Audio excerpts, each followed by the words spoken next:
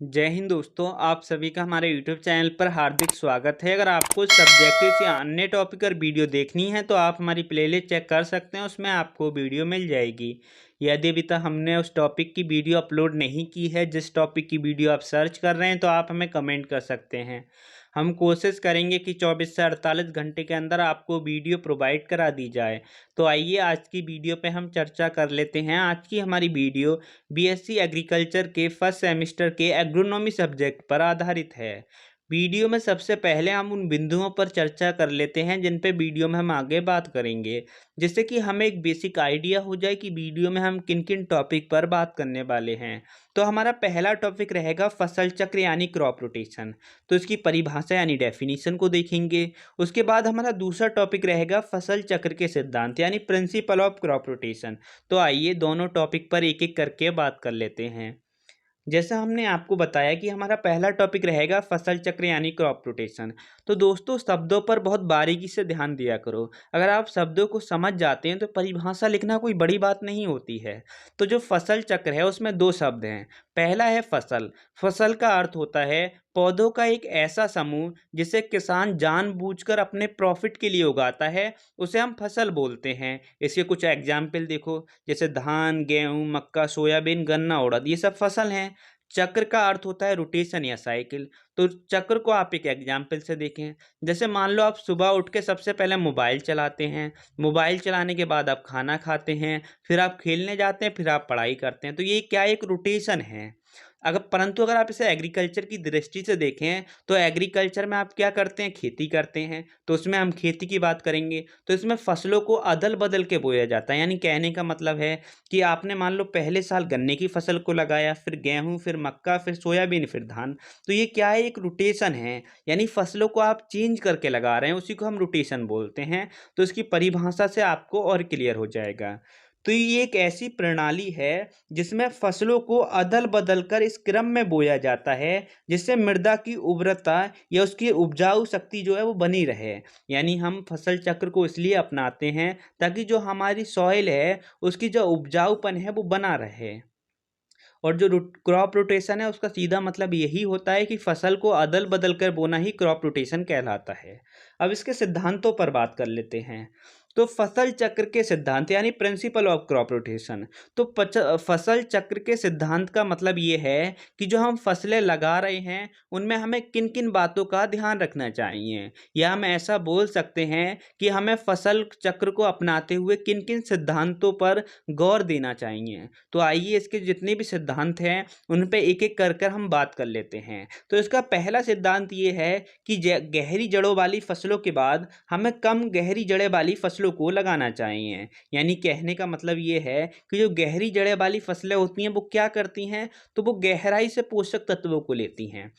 इसको एक एग्जाम्पल से देखो तब आपको आसानी से समझ में आ जाएगा। जैसे मान लो ये हमारा फील्ड है और इस फील्ड में हमने गन्ने की फसल को लगाया। तो ये गन्ने की फसल एक साल तक क्या करेगी, जो मृदा की जो गहराई, क्योंकि गन्ने की जड़ गहराई में होती है तो हम सभी जानते हैं, तो वो जो गहराई से पोषक तत्वों को ग्रहण करेंगे, लेकिन जो ऊपरी परत है उसमें पोषक तत्व ऐसे ही रह जाएंगे। तो हमको नेक्स्ट ईयर क्या करना है कि ऐसी फसल को लगाना है जिसकी जो जड़ें होती हैं वो ऊपरी सतह पर हैं। तो वो उसका प्रॉफिट क्या होगा कि वो ऊपरी सतह से ही पोषक तत्वों को लेंगे। इसका सबसे अच्छा एग्जाम्पल है गेहूं, क्योंकि गेहूं की जड़ें ऊपर रहती हैं तो वो ऊपरी सतह से पोषक तत्वों को लेंगी, जिस वजह से जो गहराई है यानी जो नीचे की सतह है उसमें पोषक तत्वों को एक टाइम मिल जाएगा फिर से पहुंचने के लिए। तो यही बात हमने आपको यहाँ पर बताई है। तो गहरी जड़ें वाली फसलों की जड़ें गहराई में जाकर मृदा से पोषक तत्वों को प्राप्त करती हैं, जिस कारण से ऊपर के जो पोषक तत्व होते हैं वो ऐसे ही रह जाते हैं। दूसरा हमारा सिद्धांत है कि अधिक जल मांग वाली फसलों के बाद में कम जल मांग वाली फसलों को बोना चाहिए। यानी ऐसा करने से एक तो सिंचाई संसाधनों का अत्यधिक उपयोग नहीं होगा और दूसरा जल धारण क्षमता भी हमारी सॉइल की बढ़ जाएगी। इसे भी आप एग्जाम्पल से समझो। जैसे मान लो यही इसी एग्जाम्पल में देखो, मान लो हमने इस फील्ड में गन्ने की फसल को लगाया। अब जो गन्ने की फसल होती है वो पानी को तो बहुत अधिक मात्रा में लेती है, तो हम सभी जानते हैं।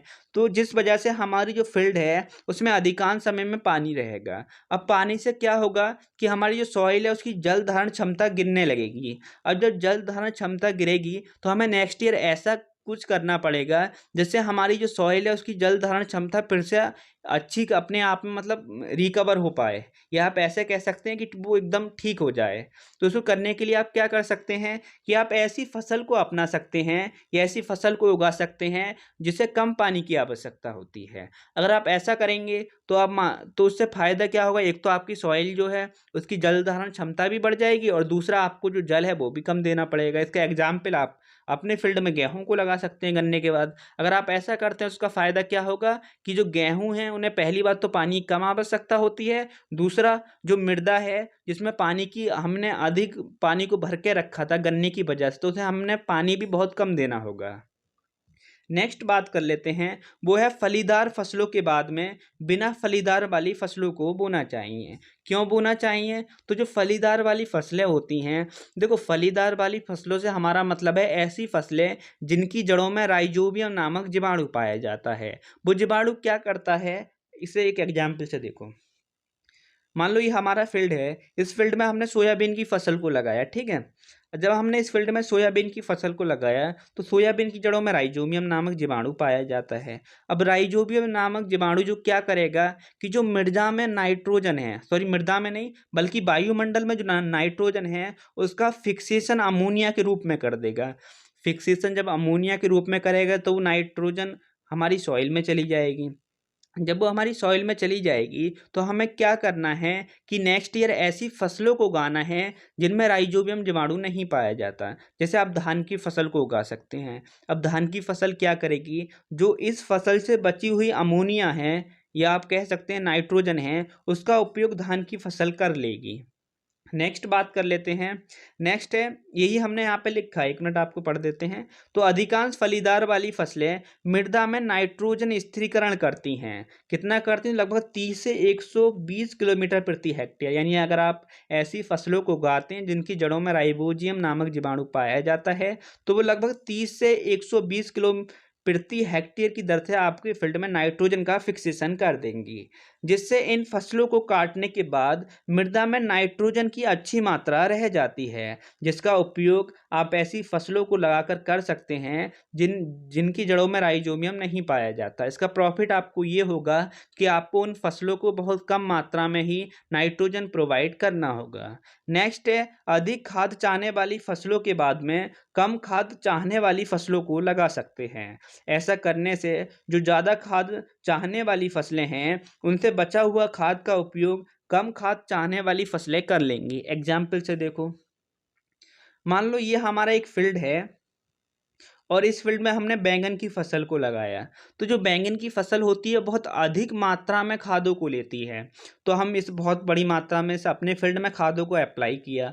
अब अगर नेक्स्ट ईयर अगर हम फिर बैंगन को लगा देते हैं तो इसका लॉस क्या होगा कि हमें फिर खाद प्रोवाइड करना है। तो हमें ऐसा नहीं करना है, बल्कि हमें क्रॉप रोटेशन को अपनाना है। और क्रॉप रोटेशन का मतलब ही यही होता है कि फसलों को अदल बदल के बोना। तो हम मान लो नेक्स्ट ईयर सरसों की फसल लगा देते हैं। अब सरसों की फसल क्या करेगी कि जो बैंगन से बचे हुए खाद हैं उन्हीं का उपयोग वो अपनी वृद्धि के लिए कर लेगी। इससे क्या होगा, हमें बिल्कुल भी पौधे को नाइट्रोजन या अन्य तत्व प्रोवाइड करने की आवश्यकता बचेगी। तो ये भी हमारा प्रॉफिट है। नेक्स्ट बात कर लेते हैं, जिन फसलों से में अधिक गुड़ाई व निराई की आवश्यकता होती है उनके बाद कम निराई गुड़ाई वाली फसलों को बोना चाहिए, जैसे कपास के बाद मेथी खेती। हालांकि ये जो सिद्धांत है इसका कोई विशेष लाभ नहीं है, अगर आप इसे भूल भी जाते हैं तब भी कोई टेंशन की बात नहीं है। नेक्स्ट बात, इस वजह से फिर हम इसको एक्सप्लेन भी नहीं कर रहे हैं। नेक्स्ट है हमारा, मृदा तथा जलवायु के अनुसार ही फसल चक्र को अपनाना चाहिए। ये जो सिद्धांत है ये बहुत ज़्यादा महत्वपूर्ण है। इसे आप एक एग्जाम्पल से देखें। जैसे जो भारत का उत्तर प्रदेश है, यानी जो हमारा क्षेत्र है जहाँ हम रहते हैं, वहाँ पर दो जो क्रॉप रोटेशन है यानी जो फसल चक्र हैं बहुत ज़्यादा अपनाए जाते हैं। पहला है गेहूँ से धान, यानी जो यहाँ के किसान हैं वो गेहूं के बाद धान या धान के बाद गेहूं को बहुत अपनाते हैं। परंतु क्या ये शिमला में संभव है? जैसे एग्जाम्पल देखो, मान लीजिए हमारा एक फील्ड है जो कि शिमला में है। इस फील्ड में हमने गेहूं को लगाया, और जब हमने गेहूं को लगाया है तो वहाँ का टेम्परेचर ऐसा है कि वहाँ पर गेहूं बहुत ईजिली उग जाएगा, नो डाउट। लेकिन सोचो हम वहाँ पर धान को लगाएं तो क्या धान वहाँ हो पाएगा? नहीं होगा, क्योंकि वहाँ पर क्लाइमेट नहीं है।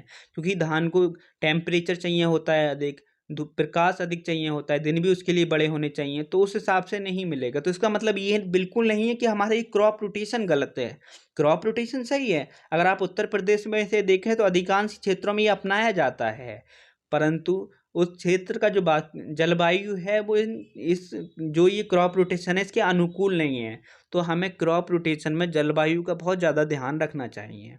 अगर ये वीडियो आपको पसंद आई हो तो वीडियो को लाइक शेयर कमेंट करना नहीं भूलिए। आपको बीएससी एग्रीकल्चर से संबंधित सारा मटेरियल इस चैनल पर मिलता रहेगा। वीडियो देखने के लिए धन्यवाद।